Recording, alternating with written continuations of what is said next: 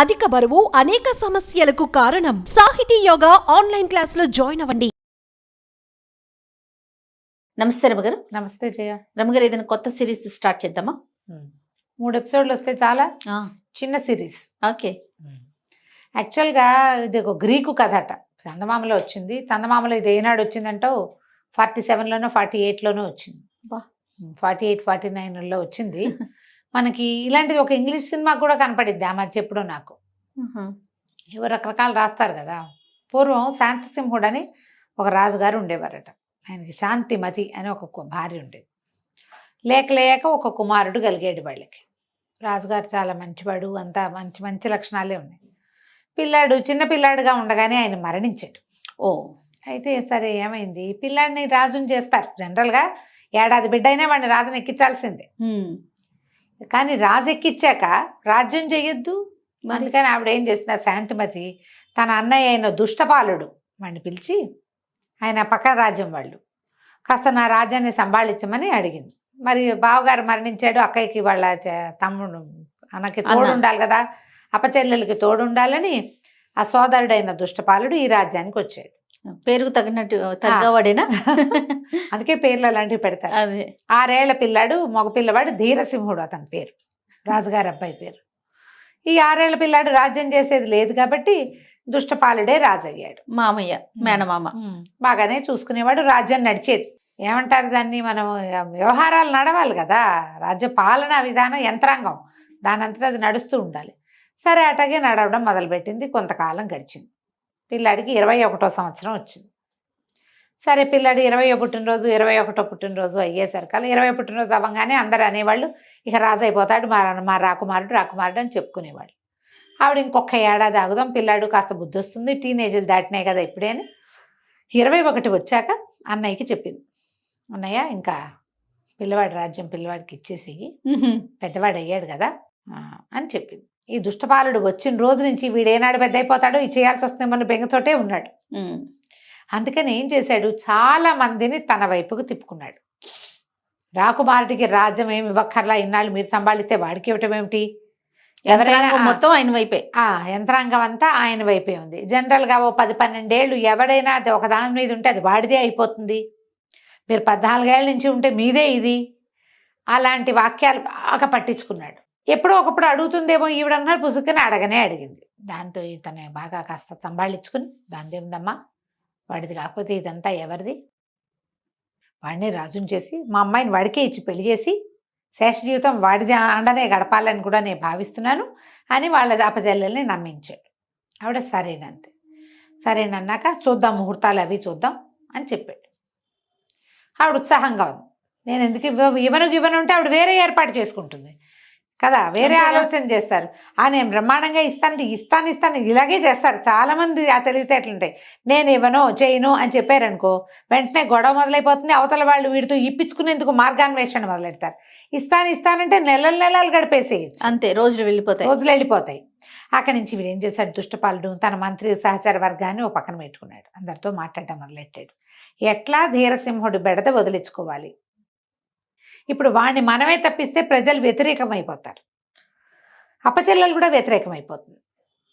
అందుకని అలా కాదు, ఇంకోలా చేయాలి. ఏం చేయాలంటే, సరే మంత్రుల్లో ఒకడు మహా తెలివైన టక్కరివాడు వాడు అన్నాడు, అది కాదండి, మనకి రాజ్యానికి 6-7 ఆమడల అవతల ఒక బ్రహ్మాండమైన 3 నెత్తెల రాక్షసుడు ఉన్నాడు. వాడు రాజ్యాల మీద పడి పీక్కు తింటాడు. మన పిల్లవాడిని నీ శక్తిని ప్రూవ్ చేసుకో, వాడిని చంపిరా, నువ్వు రాజుబాబు అని చెబుదాం. అదేం జరిగే పని కాదు, వెళ్ళే మధ్యలోనే అయిపోతాడు. మీ రాజ్యం మీకే ఉంటుంది హాయిగా. ఇంకొన్నాళ్ళు చూసి పిల్లాడు రాలేదు కాబట్టి ఎవరో రాకుమారుడిని తెచ్చి పెళ్లి చేస్తే మన అమ్మాయికి వేరే రాకుమారుడితో పెళ్లి కూడా అవుతుంది. ఇంకో రాజ్యం కూడా మన రాజ్యంలో కలిసేందుకు అవకాశం వస్తుంది. ఓహో, ఇలానే చెప్పారు. సరే ఏం చేశాడు ఈయన, 2-3 రోజుల తర్వాత వాళ్ళ అక్కయ్యని ధీరసింహుడిని పిలిచి ఏదైనా ఒక లోకోత్తరమైన కార్యక్రమం చేస్తే ప్రజలకి రాజు మీద నమ్మకం ఉంటుంది. మన బావగారు, చనిపోయిన బావగారు ఎన్నో రాజ్యాలు జయించి వాళ్ళ నాన్నగారికి యుద్ధంలో సహాయం చేసి తర్వాత రాజయ్యి ప్రజల మనసు చూరగొన్నాడు. ఇప్పుడు ఇట్లా ఆటకాయితనంగా తిరుగుతున్నవాడు రేపొద్దునే రాజైపోతే ప్రజలకి ఏం ఇంప్రెషన్ ఉంటుంది, ఉండదు చూడు. అందుకని ఒక అద్భుతమైన వీరోచిత కార్యక్రమం చేయాలి పిల్లవాడని చెప్పాడు. వాళ్ళమ్మ అటాగే మా వాడికి అన్ని యుద్ధ విద్యలు వచ్చు, కత్తి తిప్పుతాడు డాలు తిప్పుతాడని వాళ్ళమ్మ వెనకేసుకొచ్చింది. చిన్నపిల్లాడు వాడిని ఎట్ట పంపుతాం అనలా, ప్రూవ్ చేసుకోవాలి పాయింట్ కదా. పిల్లాడు అన్నాడు ఏదైనా చేసేస్తాను మావయ్య, నువ్వు చెప్పు నీ ఇష్టం అన్నాడు. వాడు రెడీగా ఉన్నాడు. ఈయన అన్నాడు మనకి ఆ రామడల అవతల పెద్ద దండకారణ్యం లాంటి అడవి ఉంది, ఆ అడవి దాటితే ఎడారి వస్తుంది, అక్కడ ఒక 3 తలల రాక్షసుడు ఉన్నాడు. వాడు ఏడాదికోసారి నిద్రలేస్తాడు. ఏడాదికోసారి అవి లేచినప్పుడు ఏం చేస్తాడు, చుట్టుపక్కల రాజ్యాలు ఏదో ఒక రాజ్యానికి వెళ్ళి అందరినీ విడుచు తినేసి ఆ రాజ్యాన్ని పల్లాములు చేసేస్తాడు, ఏమో మిగల్చడు. అట్లా మనకి మన శత్రు రాజ్యాలు పోయినాయి, మనకి సహచర రాజ్యాలు అంటే మనతో బాగుండే స్నేహితుల రాజ్యాలు కూడా పోయినాయి. ఏదో ఒకనాడు అది మన మీద పడక తప్పదు. అందుకని ముందే నువ్వు వెళ్ళి వాడిని వధించేసి వచ్చావంటే వాడి చుట్టుపక్కల ఉన్న రాజ్యాల్లో కొంచెం ఇంకా బతకట్నం కొన్ని ఉన్నాయి కదా, వాళ్ళందరూ మనకు ఫ్రెండ్స్ అవుతారు. ఓకే, నీ కీర్తి ఆచంద్రార్కం ఉంటుంది, నీకు చాలా పేరు వస్తుంది, ప్రజలు మనల్ని చోరుకుంటావు నువ్వు అని చెప్పాడు. చెప్పి నీకు ఒక మంచి గుర్రం ఏరుకో, మన గుర్రాలు నీకు ఏ గుర్రం కావాలంటే ఆ గుర్రం నాదడినా సరే అని చెప్పి ఇది ఒక కత్తి డాలునే ఒక కత్తి ఓ డాలు చేతులు పెట్టాడు. ఇవి 2 తీసుకో, గుర్రం వేసుకొని వెళ్ళిపో అనగానే కుర్రాడు తయారైపోయాడు. ఊరిని సాహసకృత్యం కదా, పిల్లలకి అట్లాంటివి ఆసక్తిగా ఉండదు. అవును, బంగీ జంప్ చేయమంటే చాలా మంది పిల్లలు ఉత్సాహపడతారు. అవును, కాన్సిక్వెన్సెస్ ఆలోచించే వయసు కాదు అది. అవును. సరే ఈ అబ్బాయి ఏం చేశాడు, అలాగేనని మర్నాడు పొద్దునే అమ్మగారికి దండం పెట్టి వాళ్ళ మామయ్యకి బాయ్ బాయ్ చెప్పి పొద్దునే గుర్రం వేసుకుని వెళ్ళిపోయాడు. ఇక వెళ్ళాడో వెళ్తూనే ఉన్నాడు. ఏవో రకరకాల ఊళ్ళు దాటాడు, ఎక్కడ తిండి దొరికితే ఎక్కడ తిన్నాడు, ఏవో కొంచెం డబ్బులు పట్టుకెళ్ళాడు. గుర్రం మంచిది గుర్తుపడతారు. ఇవన్నీ అయ్యి వెళ్ళిన తర్వాత 100 ఆమడలు దాటాక 6 ఆమడలు దాటాక ఒక దండకారణ్యం వచ్చింది. అడవిని కూడా మెల్లిగా దాటుకుంటూ పోయాడు. తర్వాత పెద్ద ఎడారి, ఏమీ లేదు అక్కడ. కాస్త ప్రయాణం చేస్తే దారి తప్పిపోతారు. అక్కడ దారి తప్పిపోతున్నాడా, నేను తప్పొస్తున్నానా, ఏం చెయ్యాలి అని అనిపిస్తూనే ఉంది. అట్లాగే వెళ్తుంటే ఎవరో వీపు మీద తట్టారు, ఎవరు నువ్వు అని. వెనక్కి తిరిగి చూస్తే ఎవరు లేరు. అటు ఇటు చూస్తే కనిపించాడు ఒక ముసలాయన కనిపించాడు వీడికి. ఇప్పుడు ఎడారిలో ఎవ్వరూ లేరు. ముసలాయన ఎలా వచ్చాడు? ఉన్నాడు అక్కడ.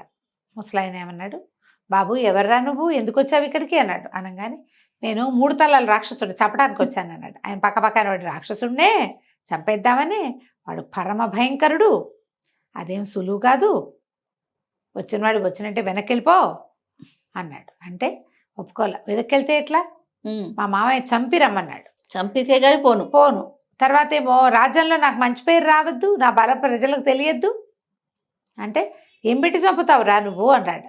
ఏముంది, ఇదిగో కత్తి డాలు తెచ్చానంటే కత్తి డాలు చూపించాడు. పక్కపక్క నవ్వాడు వృద్ధుడు. మీ మామయ్య నిన్ను ఇక్కడికి ఎట్టా పంపించాడో నాకు అర్థం కావట్లేదు.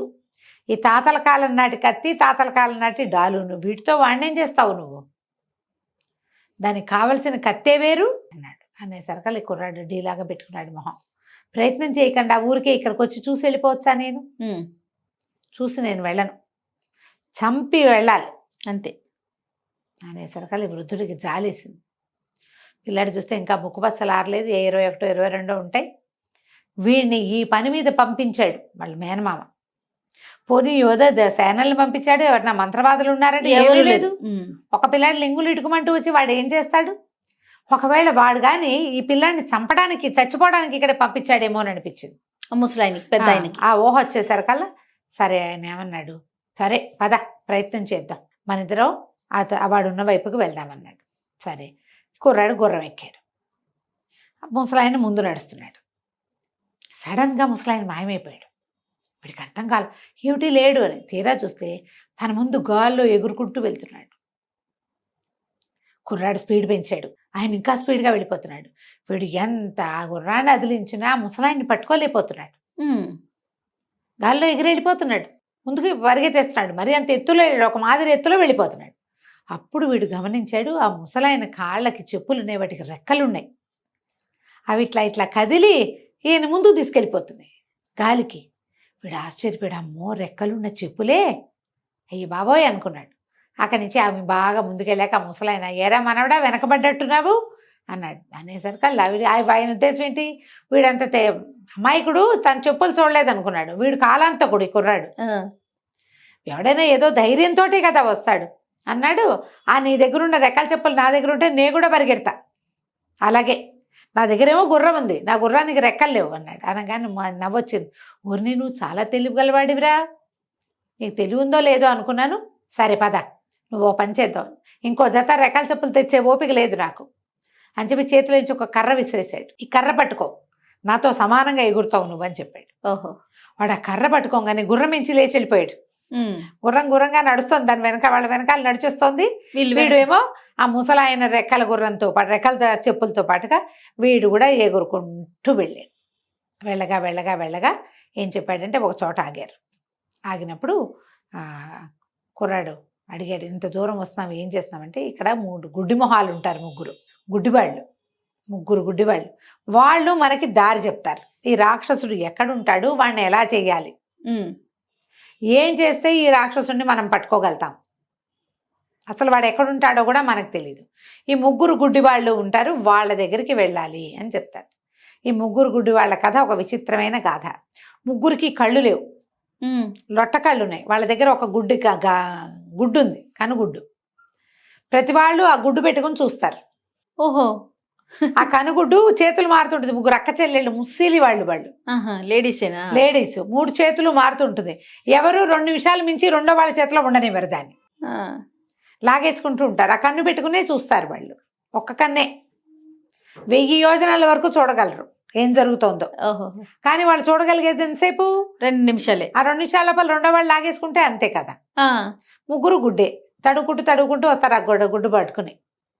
రాత్రిపూట కూడా చూడగలరు. ఓకే. వాళ్ళ దగ్గరికి వెళ్దాము, వాళ్ళు ఈ రహస్యాన్ని మనకి చెప్తారు. వీడు ఎక్కడో ఉన్నాడు రాక్షసుడు, తెలీదు, ఈ ప్రాంతం అని తెలుసు మనకి. కరెక్ట్గా వాడిని ఎట్లా పట్టుకోవాలి, ఎలా వెళ్ళాలి, అది వీళ్ళ వల్ల తెలుస్తుందంటే సరే ఆ 3 గుడ్డి వాళ్ళ కోసం వెతుక్కుంటూ ఆ గుడ్డి వాళ్ళు ఉండే ప్రదేశానికి పోయారు. వీళ్ళు ఇద్దరు ఒక పొద చాటను కూర్చున్నారు. 3 గుడ్డి మామలు వచ్చారు. 3 గుడ్డి ముసలమ్మల దగ్గరికి వెళ్ళారు. వీళ్ళు పొదల వెనకాల దాక్కున్నారు. ధీరసింహుడు, వృద్ధుడు ఇద్దరు. ఇప్పుడు చూస్తున్నారు వాళ్ళు. 3 ముసలమ్మలు తడుకుంటూ వచ్చారు. వచ్చి ఒక చోట కూర్చున్నారు.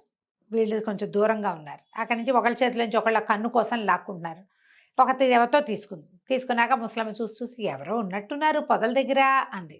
అనగానే ఈ లోపల రెండోది లాగేసుకుంది. 2 నిమిషాలే కదా టైము, లాగేసుకున్న సరే ఉండవే ఎవరో ఉన్నారే చూడనివ్వే అంటే, నేను కాదు అంతంతసేపు నువ్వు ఉంచుకునేట్లా నేను మాత్రం చూడొద్దా, రాత్రిపూటే కదా నేను చూడగలిగేది, ఇవి రాత్రిళ్ళే పనిచేస్తుంది ఆ కన్ను వాళ్ళకి. ఓహో, మళ్ళీ ఇది ఒకట. ఆ పగళ్ళు పనిచేయవు, పగళ్ళు ఆ కన్ను ఏం పనిచేయదు. రాత్రిపూట అవి ఎంత దూరం ఆ కంటితో చూడగలవు, రాత్రిళ్ళు మన కళ్ళు కనపడవు కదా. వీళ్ళ దగ్గర విచిత్రమైన గుడ్డు అట్ట పనిచేస్తుంది, లొట్ట కళ్ళు వీళ్ళవి. ఆ గుడ్డుని ఇట్లా లొట్ట దగ్గర ఇలా పెట్టుకుంటే అది కనపడుతుంది అనమాట. అక్కడి నుంచి లాక్కోవటం పీక్కోవటం అయింది. లాక్కొని పీక్కుంటుంటే పొట్టాడుకున్నారు 3 కలిసి. వీళ్ళు నిశ్శబ్దంగా ఉన్నారు. మొదట ఆవిడ చెప్తూనే ఉంది, ఇక్కడ ఎవరో ఉన్నారు అని. వీళ్ళు ఏం చేస్తారు, ఆ కంటితోటి చూసి చీకట్లో వాళ్ళ వెనకాల దాని దగ్గరికి నడిచెళ్ళి వాటిని పీకు తింటారు. వాటి ఆహారం రాత్రిపూటే లభిస్తుంది, పగటిపూట వాళ్ళ కళ్ళు కనపడదు. ఆ కన్ను కూడా గుడ్డు కూడా వాళ్ళకు ఉపయోగించదు. రాత్రిలే జంతువుల్ని, మనుషుల్ని, బాటసారులని, ఎవరైనా పడుకున్న వాళ్ళని చూసి వాళ్ళ దగ్గరికి వెళ్ళి వాళ్ళని తెచ్చుకుని తింటారనమాట వీళ్ళు. సరే ఏమైంది, ఇద్దరు పోటాడుకున్నారు. 3 పోటాడుకుంటే సరే ఏమంది, ఇవి చూడ్డానికి ఏమీ లేదు, పొట్ట నిండుగా ఉంది, సరే నేను అరిచేతిలో పెట్టుకుంటా, మీ ఇద్దరిలో ఎవరు ఫస్ట్ లాక్కొని తీసుకుంటే వాళ్ళు తీసుకున్నట్టు అని మధ్యలో ఆవిడ ఏం చేసింది, ఇటా చేయబెట్టి చేతిలో ఆ గుడ్డు పెట్టుకుంది. ఆ గుడ్డు వాళ్ళకి కనపడదు కదా, ఇట్ట తడువుకుంటూ రావాలి, పాపం కళ్ళు లేవు కదా. ఈ లోపల ఏం చేశాడు ఈ ముసలాయన, ఒరే మధ్య ఆవిడ చేతిలో ఉంది, పరిగెత్తుకుంటూ వెళ్ళి పట్టుకొచ్చేసి అన్నాడు. కుర్రాడు ఒక్క ఉరుకుని వెళ్ళేసి దాన్ని లాగేసుకున్నాడు. ఈ మధ్యలో కూర్చున్న ముసలమ్మ ఏమనుకుంది, ఇటుతో అటుతో చెల్లెళ్ళు తీసుకున్నారనుకుంది. దొరకలేదు, రెండో వాళ్ళు తీసుకున్నారని మూడో వాళ్ళు తీసుకున్నారని రెండోదో మూడోదో తీసుకున్నారని ఒకటోది. మొత్తానికి గందరగోళంగా ఆర్చుకుని పొట్టాడుకున్నారు. కన్నేది కింద పడిపోయిందేమని వెతకడం మొదలుపెట్టారు. కన్ను లేకపోతే కుదరదు వాళ్ళకి, చూస్తూ ఉండాలి, ఇబ్బంది పాపం. ఇక అక్కడి నుంచి కొట్లాడుకోవటం మొదలుపెట్టారు, పొట్టాడుకున్నారు, ఒకళ్ళనొకళ్ళు సరుచుకున్నారు, గీరుకున్నారు, నానా గందరగోళము అయింది. సరే ముసలాయన ఏం చేశాడు, ఆ గుడ్డు చేత్తో పుచ్చుకుని ఉన్నాడు. పిల్లాడి తెచ్చి చేతిలో పెట్టాడు కదా, జాలేసింది పాపం, వీళ్ళు కొట్టుకుంటున్నారని లేచి నిలబడి, ఓ ముసలమ్మలు మీ 3 కొట్టుకోవద్దు, మీ గుడ్డు నా దగ్గర ఉంది, గుడ్డు ఇస్తాను వెనక్కి, మీరు మాకేం చెప్పాలంటే ఇక్కడ చుట్టుపక్కల ఎక్కడో 3 తలల రాక్షసుడు ఉన్నాడు, వాడి దగ్గరికి ఎలా వెళ్ళాలి, వాడిని ఎలా చంపాలి మీరు చెబితేనే గుడ్డు ఇస్తా, లేకపోతే ఇవ్వను అనగానే ఎవరెవరా నడిచారు. ఎవడరా నువ్వు, చంపేస్తాం బికేస్తాం అన్నట్టు. ఏం చంపాలన్నా ఆ గుడ్డు ఉండాలి, గుడ్డేమో ఈయన దగ్గర ఉంది. అక్కడి నుంచి అరిచర్చి కేకలు పెట్టారు. ఒక తండ్రి చూసే ఇట్టటి అట్లని చెప్పకు, ఆ రాక్షసుడు ఎవడో మనకేం తెలుసు, అలాంటివన్నీ చెప్పకూడదు. యువకెక్కడికి పోతాడు, ఆ గుడ్డు వాడేం చేసుకుంటాడు, వాడికి ఉపయోగపడదు, మనకే ఉపయోగపడుతుంది, వాడు ఏం చేసుకుంటాడు, పోతే పోనీ మంది అనేసరికల్లా మూడోదంది వసే వాడు కనుక చితకుట్టేశాడు, కిందేసి కాలుతో తొక్కేశాడు అనుకో పోతుంది కన్ను అసలు లేకుండా మోసం. మనకి. అయితే అదే చేస్తానన్నాడు ముసలాయన. ఇది ఎట్ట పోగొట్టాలో తెలియలే, నువ్వే ఇచ్చావు ఐడియా అనగానే మిగిలిన వాళ్ళిద్దరు ఆ మధ్య ముసలమ్మని తిట్టారు. ఐడియాలు ఇస్తావు, బ్యాడ్ ఐడియాలు అన్నీ నువ్వు అని తిట్టిపోసారు. అక్కడి నుంచి ఆలోచించడం మొదలెట్టారు. ఈ ముసలాయన అన్నాడు, నాకు ఇంకేం చెప్పద్దు, రాక్షసుడు ఎక్కడ ఉంటాడు, వాడిని ఎట్టా చంపాలి మార్గం చెప్తే చాలు కన్నిచ్చేస్తా అనేసరికి ఇవి బాగా వాళ్ళలో వాళ్ళు ఆలోచించుకున్నారు. ముగ్గురు తెలుసు వాళ్ళకి, తెలిసి బాగా ఆలోచించి సరే మా గుడి మాత్రం మాకు నిజంగా ఇచ్చేయాలి, తప్పకుండా ఇచ్చేస్తా చెప్పండి అన్నాడు. ఇక్కడికి దక్షిణం వైపుగా నడిస్తే ఒక అద్భుతమైన తోట వస్తుంది. దాంట్లో పెద్ద మండపం ఉంటుంది. ఇక్కడికి ముగ్గురు యక్షకన్యలు ప్రతిరోజు వస్తారు. సాయంకాలం అక్కడున్న సరస్సు ఒకటి బ్రహ్మాండమైన పద్మ సరోవరం ఉంది. అక్కడ ఆ సరస్సులో హాయిగా ఈతలు కొడతారు. కొట్టి రాత్రికి పడుకొని నిద్రపోతారు. ఇక్కడ పొద్దున లేచి వెళ్ళిపోతారు. ఆ ముగ్గురు యక్షకన్యలకి 3 కిరీటాలు ఉంటాయి. మీరేం చేస్తారంటే కిరీటాలు స్వాధీనపరచుకోండి. కిరీటం మీ దగ్గర ఉంటే వాళ్ళు ఎక్కడికి పోలేరు. కిరీటం లేతే వాళ్ళకి దేవలోక ప్రవేశం ఉండదు. ఇప్పుడు మా దగ్గర నుంచి తీసుకున్నాన్ని అడిగినట్టే కిరీటాలు కొట్టేసి వాళ్ళని అడగండి రహస్యాలు. ఈ రాక్షసుని చంపడానికి ఒక ప్రత్యేకమైన పద్ధతి ఉంది. 3 వస్తువులు కావాలి దానికి. ఒకటి సంచి, ఒకటి వంకీ కత్తి, మూడోది కిరీటం. ఈ 3 వస్తువులు ఈ ముగ్గురు యక్షకన్యల దగ్గర ఉంటాయి. ఆ కిరీటాలు కొట్టేసి ముందు తర్వాత వాళ్ళు కిరీటాల కోసం ప్రాధేయపడితే మీ దగ్గరున్న 3 మాయ వస్తువులు ఇవ్వమని చెప్పండి. ఆ వస్తువులు ఉన్నవాడే 3 తల రాక్షసుని చూడగలుగుతాడు, చంపగలుగుతాడు, లేకపోతే ఏం చేయలేరు. సరే ఏమైంది, సరేనన్నారు. సరేనని బాగుందిగా ప్లాన్. ఇక్కడి నుంచి దక్షిణంగా వెళ్ళాలి, చెరువు తోట కనపడాలి. సరే ఈ విధంగా ఏం చేశాడు ముసలాయన, వెళ్ళి వాళ్ళు ఎదురుకుండా గుడ్డు పెట్టి, ఇదిగో మీకు ఒక అడుగు దూరంలో నేల మీద పెట్టాను, మీ గుడ్డు మీరు తీసుకోండి అంటే వీళ్ళు తడుకునే లోపల వీళ్ళిద్దరు ఏం చేశారు, ఈ ముసలాయన కుర్రాడు అక్కడ కనపడితే అవి పట్టేస్తాయి. 3 రాక్షసులు, 3 ముసలమ్మలు పట్టేస్తారు. అందుకని ఏం చేశారు, వాడు ఆయనకేమో రెక్కల చెప్పులు ఉన్నాయి, ఆవిడ కర్ర పుచ్చుకుంటే పిల్లాడు కూడా ఎగిరిపోతాడు. ఇద్దరు ఝామ్ అంటూ అక్కడి నుంచి ఎగిరిపోయారు. ఎగిరిపోయి సరిపడిన తర్వాత ఇక ఆ దక్షిణం వైపుకి వెళ్ళటం మొదలుపెట్టారు. దక్షిణం వైపుకి ఇప్పుడు రాత్రే, ఇది రాత్రిళ్ళు వాళ్ళు పడుకుంటారు యక్షకన్యలు. దక్షిణం వైపుకి వీళ్ళు నడకైతే టైం పట్టేది, ఎగురుతారుగా వీళ్ళు. ఆ దక్షిణం వైపుకి వెళ్తే పెద్ద తోట, దాని నిండా ఎన్ని పువ్వులు, ఎన్ని కాయలు, పెద్ద చెరువు, దాని నిండా పద్మాలు, ఫ్రెష్ నీళ్లు, ఎన్ని నీళ్ళు, ఎంత బాగుందో అది. పెద్ద మండపం లాంటిది ఉంది. చూస్తే వాటి మీద ఆ పైన ఒక 3 మంచాలు ఉండి, 3 మంచాల మీద అపురూప సౌందర్యవతుల్లా ఉన్నారు. ఎంతంత పెద్ద పెద్ద శరీరాలు, పొడుగాటి వాళ్ళు మంచం మీద పొడుగుతూ ఉన్నారు, పడుకుని నిద్రపోతున్నారు. ఆ పడుకుని నిద్రపోతున్న వాళ్ళ వెనకాల ఈ మంచాల కోళ్ళకి తలవైపు ఇట్లా వస్తుంది కదా డిజైన్, ఆ కోడికి తల ఒక కిరీటము తగిలించింది. ముసలాయన అన్నాడు, కుర్రాడు ఒరే అడుగులో అడుగేసుకుంటూ 3 తెచ్చేసి, శబ్దం చేయొద్దు, స్పీడ్గా నడవాలి కానీ శబ్దం చేయకూడదు. కుర్రాడు ఏం చేశాడు, మెల్లిగా వెళ్ళి వాళ్ళ వైపు చూస్తే వాళ్ళ నగలు, వాళ్ళ బట్టలు, ఆఖరికి వాళ్ళు విప్పిన చెప్పులు కూడా విచిత్రంగానే ఉన్నాయి. చెప్పులు విప్పి పడుకున్నారు. అలాగా 3 కిరీటాలు తెచ్చేసాడు. తెచ్చేసాక వీళ్ళు ఏం చేశారు, కిరీటాలను చక్కగా తలకి పెట్టుకున్నాడు కుర్రాడు, 2వ తలకు పెట్టుకున్నాడు ఈయన ముసలాయన, 3వ కిరీటాన్ని చేతికి పొంగి దీనిలాగా తగిలించుకుని ఇద్దరు బయటకు వచ్చారు. బయటకు వచ్చాక కుర్రాడు చెప్పాడు, ఒరే నీకు పాట పాడడం వచ్చా అని అడిగాడు కుర్రాడు. ఓ నాకు బోల్డ్ పాటలు పద్యాలు వచ్చాన్నాడు కుర్రాడు. ఏది ఒకటి పాడన్నాడు. అమ్మో వీళ్ళు లేస్తారేమో అన్నాడు. వాళ్ళు లేవడానికే కదరా మనం పాడేది అని చెప్పి అక్కడి నుంచి చప్పట్లోని ఇద్దరు కలిసి చప్పట్లు జరుస్తూ పాటలు పాడడం మొదలుపెట్టారు. వాన వాన వల్లప తిరిగారు, పెద్ద గొంతులతో పాటలు పాడారు, టపా టపా చప్పట్లు కొట్టారు. ఇద్దరు కలిసి ఇట్టా కొట్టుకుంటారు కదా చప్పట్లు, ఆ కొట్టారు. కొట్టేసరికల్లా ఈ సందడికి గోలగోలగా మండపంలో అరుస్తూ ఉండేసరికి ఈ 3 యక్షకన్యలు నిద్ర లేచారు. ఎవరో గోల చేస్తున్నారు, ఎవరు వాళ్ళు, అసలు మనుషులు ఎట్లా ప్రత్యక్షం ఎట్లా వస్తారు ఇక్కడికి, ఎట్లా ప్రవేశిస్తారు అని చెప్పేసి 3 లేచి కూర్చున్నారు. లేచి కూర్చొని చూస్తే ఏముంది, మండపం ఈ చివర మంచాలు వేసుకొని తాము పడుకుని ఉంటే ఆ చివరన ఓ కుర్రాడు ఓ ముసలాడు ఏమిటో డ్యాన్సులు చేస్తున్నారు. సడన్గా చూసి తెల్లబోయారు. ఓయ్ మన కిరీటాలు వీళ్ళ దగ్గర ఉన్నాయి. ఉమ్. ఆఖరి పరిగెత్తుకుంటూ వెళ్ళారు. మా కిరీటాలు ఎందుకు తీసుకున్నారు, కిరీటాలు మాకు ఇచ్చేసేయండి అని చెప్పి మీద పడబోయారు. వీడి దగ్గర చెప్పులు కర్ర ఉన్నాయిగా, వాళ్ళకి అందకుండా ఎగరటం మొదలుపెట్టారు వీళ్ళు. చెప్పు ఎగురు అంటే ఎగురుతుంది, ఆ కర్రను ఎగురు అంటే ఎగురుతుంది, నుంచుంటే నుంచుంటాయి. ఈ ముగ్గురికి శక్తులు లేవు ఇప్పుడు. ఉమ్. ఆ కిరీటాలు పెట్టుకుంటేనే ఉంటాయి. ముగ్గురు అమ్మాయిలు నిలబడి చూస్తూ నుంచున్నారు. ఏం చేయాలో తెలియక బతిమలాడ్డ మొదలెట్టారు. ఒరే ముసలాడ్డలు ఏమన్నావు, పెద్దవాడివి, ఇట్లా చేయొచ్చా నువ్వు, కిరీటాలు లేకపోతే మాకు చేతులు కాళ్ళు కదలో, ఊరికే నడుస్తాం మనుషుల్లాగా, యక్షకన్యలో మాకు బోల్డు శక్తులు ఉంటాయి, శక్తులన్నీ కిరీటాల్లో ఉన్నాయి, అసలు ఇక్కడి నుంచి వెళ్ళాలంటే ముందు మాకు కిరీటాలు కావాలి, మా కిరీటాలు మాకు ఇచ్చేసేయమని బతిమలాడారు. బతిమలాడితే ముసలాయన అన్నాడు, అట్లా కాదు, మీ దగ్గర 3 మాయ వస్తువులు ఉన్నాయి కదా, ఏ వస్తువు ఇస్తే ఆ వాళ్ళ కిరీటం ఇస్తా అనేసరికి వీళ్ళు అన్నారట, ఇవ్వకూడదు, అది చాలా ప్రమాదం. అంటే అయితే మీరు ఇక్కడే ఉండండి, మీ కిరీటాలు తీసుకుని మేము మా ఇంటికి వెళ్ళిపోతాం అన్నారు. ఈ అమ్మాయిలు ముగ్గురు బాగా ఆలోచించుకుని, సరే ఎప్పుడుగో ఒకప్పటికి జరగాల్సిందే, వాళ్ళకి తెలుసు ఈ వస్తువులు ఎవరికైనా ఇస్తే రాక్షసుడు చచ్చిపోతాడని. వాటి కాపలా అనమాట వాళ్ళు. ఏదో ఒక రోజు జరగాలి, ఎవరో మానవులే వస్తారని ఇదివరకు మనకు బోధ ఉంది కాబట్టి ఇది చేద్దామని ఏం చేశారు, మొదట అమ్మాయి ఏం చేస్తుంటే ఒక కిరీటం తెచ్చిచ్చింది.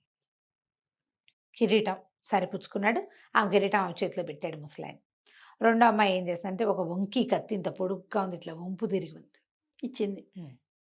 ఆ వంపు కత్తి ఇచ్చింది, వాడి కిరీటం ఇచ్చేశారు. మూడో అమ్మాయి ఒక సంచి పట్టుకొచ్చింది, ఆ సంచి తీసుకున్నారు. నేను మొదటి భాగంలో ఒక విషయం చెప్పకుండా వదిలేసింది ఏంటంటే, కుర్రాడు కత్తి డాలు తెచ్చుకున్నాడు కదా, ముసలాయన ఏమన్నాడంటే, సరే నేను నిన్ను అక్కడికి తీసుకెళ్తాను, నీ దగ్గర ఉన్నది కత్తి డాలే కదా, డాలుని బాగా మెరుగు పెట్టని చెప్పాడు.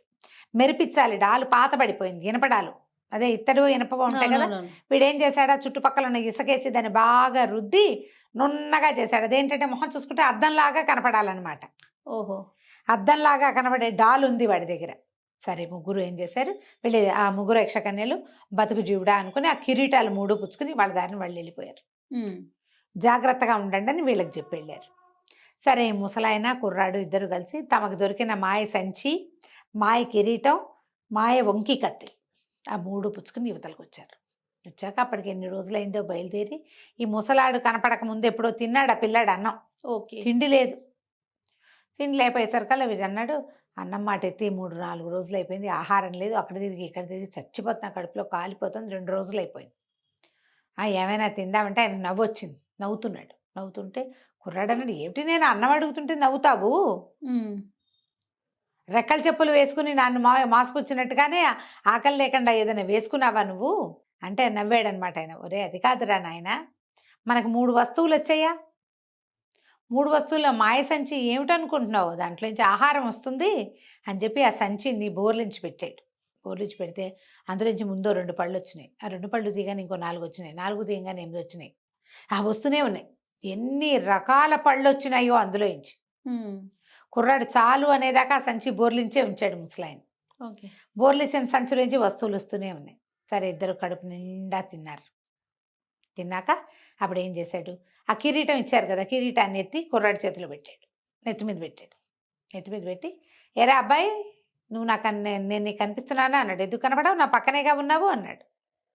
కానీ నువ్వు నాకు కనిపించట్లేదురా అన్నాడు ముసలాయన. కుర్రాడు ఆశ్చర్యపడి, అదేంటి తాత అన్నాడు. అదంతేరా, కిరీటం తీసి నా నెత్తి మీద పెట్టి ఇప్పుడు అన్నాడు. కుర్రాడు కిరీటం తీసి తాత నెత్తి మీద పెట్టాడు. ఇప్పుడు తాత కనబడ్డం మానేశాడు. అప్పుడు వాడికి తెలిసింది ఆ కిరీటం ఏమిటంటే మాయ కిరీటం. ఓహోహో. అది పెట్టుకుంటే మాయమైపోతారు, ఓకే. ఎవరికి కనపడరు, ఎవరు చూడలేరు, వాళ్ళన్నిటి చూస్తుంటారు. ఆ కత్తి ఏమో రాక్షసుని చంపడానికి ఉపయోగపడే కత్తి, సంచి ఏమో ఈ ఆహారపు సంచి. సరే ఏమనుకున్నారు, ఒకరితో ఒకళ్ళు కాసేపు మాట్లాడుకుని ఆ విషయం ఈ విషయం చెప్పుకుని మనం రాక్షసుండే దగ్గరికి వెళ్దాం, కిరీటం పెట్టుకుంటే ఎక్కడికైనా వెళ్ళిపోవచ్చు, మనం ఎక్కడికి కావాలంటే వెళ్ళిపోతాం. సరే ఇది ఆలోచిద్దాం ఎప్పుడు వెళ్ళాలి అని. ఇప్పుడంతా రాత్రి తెల్లవారుజామున ఇది జరిగింది, ఉదయకాలంలో వెళ్ళాలి.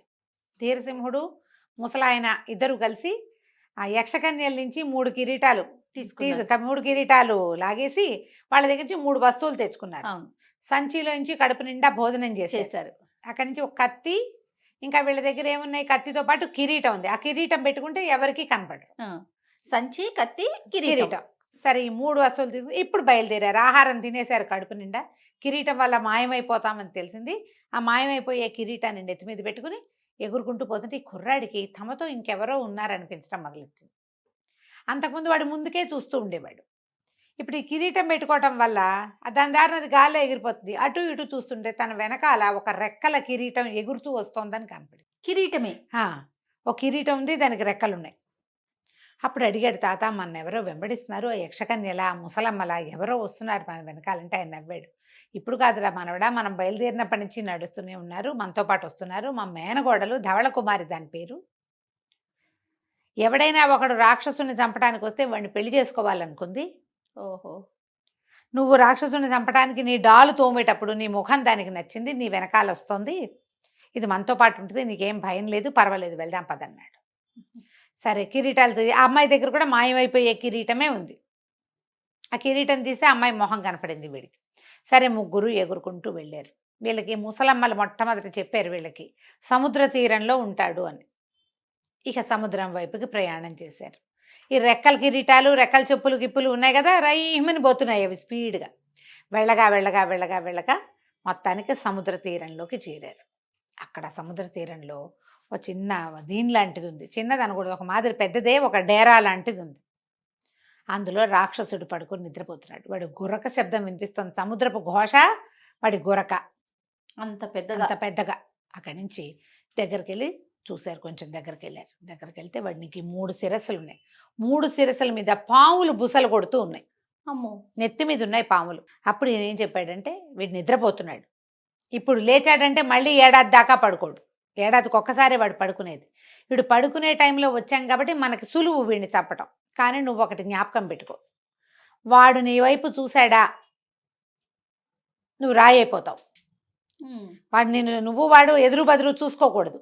వాడిని ఎవరు చూస్తారో వాళ్ళు రాయైపోతారు. వాడిని చూడకుండా ఉండాలి. చూడకుండా ఉండాలంటే ఏం చేయాలి, డాలు తోమని చెప్పాడు కదా, బాగా అద్దంలాగా తోముకున్నాడు ఆ ఇనపడాలని. ఆ డాల్ని పెట్టుకో, డాలులో వాడిని కనపడతాడు. ఓహో. ఇక్కడ చూస్తూ ఇక్కడ నరకాలి. 3 శిరస్సులు నరికేసేయాలి ఒక్కసారి, ఒక్క దెబ్బకి. ఈ వంకి కత్తి ఉంది కదా, అది ఎంత పదున్నదంటే గడ్డి పరకను కూడా 10 చీలికలు చేయగలిగేంత పదునుంది అది. అంత పదునున్న కత్తి అయితేనే వాడు, లేకపోతే ఒక తల నరుకుతారు. ఏ కత్తి అయినా 3 తలలు ఒకేసారి నరకడం ఎట్ట కుదురుతుంది. ఇంత పదునైన కత్తి ఉంది కాబట్టి నువ్వు దగ్గరికి వెళ్ళు. మరి తాత మీరు చూస్తారు కదా అన్నాడు. మేము ఎందుకు వస్తాం, మేము దగ్గరికి కూడా రాము, మేము దూరమే ఉంటాం మేమిద్దరం, నువ్వు ఒకడివే వెళ్ళు దగ్గరికి. డాల్లో చూస్తూ వాడు మెడ నరకాలి. నరికాక ఏం చెయ్యాలి, నరికాక ఈ సంచిలో వాడి తలలు ఎత్తి పెట్టేసి, తలలు పడిపోతాయి వాటికి. ఆ తలలకి 6 నెలల వరకు ప్రాణం ఉంటుంది. వాటిని సంచిలో పెట్టి మూత పెట్టేసేయాలి తప్ప చూడకూడదు, ఓపెన్ చేయకూడదు. ఆ సంచిని బోర్లిచ్చి ముళ్ళాగేస్తే వచ్చేస్తుంది.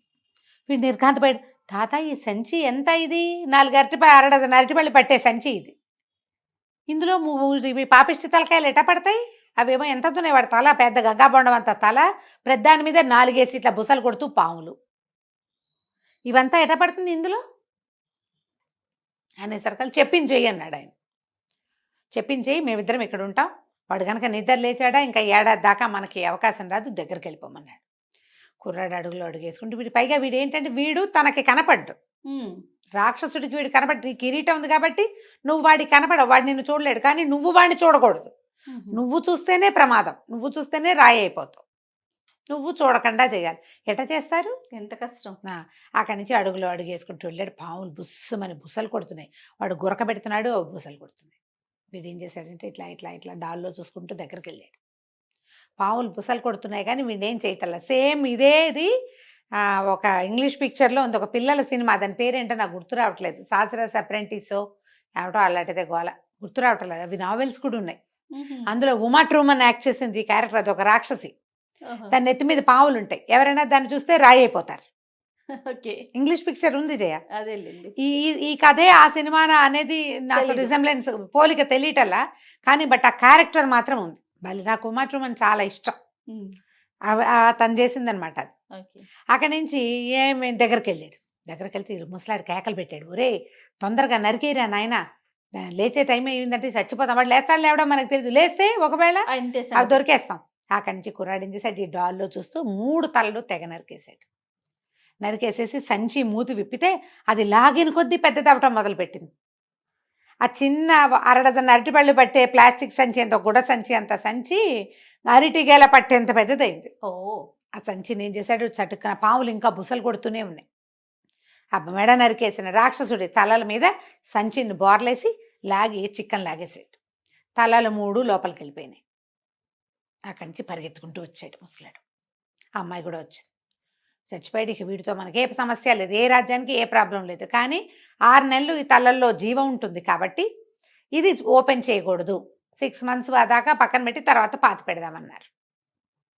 అనేసరికల్ సరే అది పుచ్చుకొని బయలుదేరి వెనక్కి వచ్చారు. ఇప్పుడు రాక్షసుని చంపిన వాడిని ధవళ కుమారి పెళ్లి చేసుకుంటుంది. మేనకోళ్ళు. ధవళ కుమారి కూడా వీళ్ళతో పాటు వచ్చింది. ముగ్గురు కలిసి రాజ్యానికి వెళ్ళారు. ఎప్పుడైతే ఈ రాజకుమారుడు వస్తున్నాడు, అక్కడ ఊళ్ళోకి వెళ్ళాక కిరీటం తీసేసాడు, కనపడరు. అందరు కిరీటం ఉంటే కనిపించడు కదా, ఇప్పుడు అందరికీ కనపడుతున్నాడు. రాజకుమారుడు వచ్చాడని ఊళ్ళో ఒక వార్త వచ్చేసరికి ఊరంతా పాకిపోయింది. దుష్టపాలుడికి ఆశ్చర్యం, ఊరు వీడు కడు పుడక ఎటా వెళ్ళాడు, ఎటా వచ్చాడు, 4 నెలలు తిరిగేసరికి వచ్చేసాడే అని ఆశ్చర్యపోయాడు. అక్కడి నుంచి పెద్ద సభ తీర్చి ఉన్నాడు. సభలోకి కుర్రాడు మన ధీరసింహుడు, ముసలాయన, ఆయన ధవళ కుమారి ముగ్గురు ప్రవేశించారు. స్వాగతం రాజకుమారా అన్నారు, కానీ ఏమీ ఇష్టం లేదు వాళ్ళకి తను వెనక్కి రావటం. కుర్రాడు ఏమన్నాడు, మావయ్య నువ్వు చెప్పినట్టుగానే 3 తలల రాక్షసుని చంపేశాను, ఇదిగో పడతాళ్ళు అని చూపించాడు. చూపిస్తే సరే వీళ్ళెవరన్నారు, వీళ్ళ స్నేహితులు, వీళ్ళే నాకు ఈ వీరోచిత కార్యం చేయటానికి సహాయం చేశారు, ఇక నుంచి వీళ్ళు మనతో పాటే ఉంటారు అని చెప్పాడు. చెప్పేసరికల్లా సరే ఏవి తలలు చూపించు అన్నాడు దుష్టపాలుడు. అనేసరికల్లా మన వీరసింహుడు అన్నాడు, అట్లా చూపించకూడదు, అవేమో ఆ తలల్లో 6 నెలల వరకు ప్రాణం ఉంటుంది, తలలు కనుక ఓపెన్ చేసి చూపించానంటే మీరు రాళ్ళు అయిపోతారన్నాడు కుర్రాడు. అనేసరికల్లా ఆయన అన్నాడు, దుష్టపాలుడు, ఒరే ధీరసింహ ఎన్ని అబద్ధాలు చెప్తున్నావు, నువ్వు ఏవో కొబ్బరికాయలో పుచ్చకాయలో ఇందులో వేసుకొచ్చి ఇవి తలకాయలని చెప్తున్నావు నాకు, ఒకవేళ వాడు చూస్తేనే నువ్వు రాయి అయి పెడితే నువ్వెందుకు అయిపోలే రాయి, నువ్వెటా చంపావు, నువ్వు చంపినప్పుడు అవన్నీ రాయివి, ఇప్పుడు చచ్చిపోయిన తలకాయలు చూస్తే మేము అవుతామా, ఏమైనా సరే ఆ తలకాయలు చూపిస్తే కానీ నీ వీరోచిత కార్యాన్ని మేము నమ్మం, నీకు రాజ్యం ఇవ్వం, చూపించాల్సిందే అన్నాడు. ముసలాయన కూడా అది కాదండి, ఇది చాలా ప్రమాదం, అబ్బాయిని చాలా టెక్నిక్ తోటి నేను యుద్ధం చేయించాను, ఒక ట్రిక్తో చేసాం, అద్దంలో చూస్తూ చేసాం, అది కుదరదండి, మీరు చూడబోకండి, వద్దండి అంటే వాళ్ళు చచ్చినా ఒప్పుకోలే. ఏమైనా సరే ఆ తలకాయలు ఏమిటో మాకు చూపించవలసిందే, చూపిస్తేనే ఇది కుదురుతుంది. ముసలాయనకి అర్థమైంది, ఓహో వీడు ఏంటంటే రాజ్యం ఇవ్వదలుచుకోలే, అందుకని ఈ మొండికెత్తుతున్నాడు, సరేనని ఒప్పుకోవద్దు, రాజకుమారుడు అబద్ధం ఎందుకు చెప్తాడు అనుకోవాలి, పైగా వాడి రాజ్యం కోసం వాడెందుకు అబద్ధం చెప్పాలి, అంటే వీడి మనసులోనే ఏదో ఉందన్నమాట. అందుకని ఇంత మరి 20 ఏళ్ల పిల్లవాడిని 3 తలల రాక్షసుని చంపు అని అక్కడికి పంపాడు. పంపించాడంటే వాడికి పన్నాగా ఉన్నట్టే కదా. సరే వీళ్ళ రోగం ఇటా కుదర్చాలని ఏమన్నాడు, ధీరసింహ నువ్వేం భయపడద్దు, ఏదైతే అదవుతుంది, కాన్సిక్వెన్సెస్ మేము ఫేస్ చేస్తామంటున్నారు కదా, వాళ్ళనే ఫేస్ చేయనివ్వు, ఈ ఫేస్లన్నీ పోయాక మన దారిని మనం రాజ్యం చేసుకోవచ్చు, మేమిద్దరం అవతలకుంటాం, కళ్ళు మూసుకో, పొరపాటును కూడా నీ కన్ను దాని మీద పడకుండా సంచి ఊడదీసి చూపించు, పని అయిపోయాక దాన్ని సంచులు పెట్టి బిగించేసి కళ్ళు మాత్రం తెరవద్దు అని చెప్పేసి వీళ్ళిద్దరూ చెరుకో కిరీటం పెట్టుకుని, అమ్మాయి దగ్గర ఒక కిరీటం ఉంది, ఆ వీడి దగ్గర ఉంది మాయమైపోయే కిరీటం, ఆ కిరీటం పెట్టుకుని సభ కాచి వరకు వెళ్ళి నుంచున్నారు అటు తిరిగి.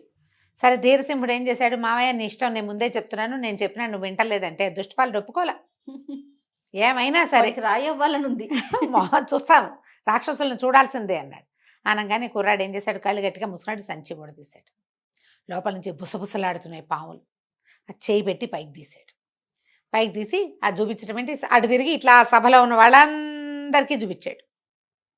ఠకీ మన సంచిలో పెట్టి మూతేసాడు.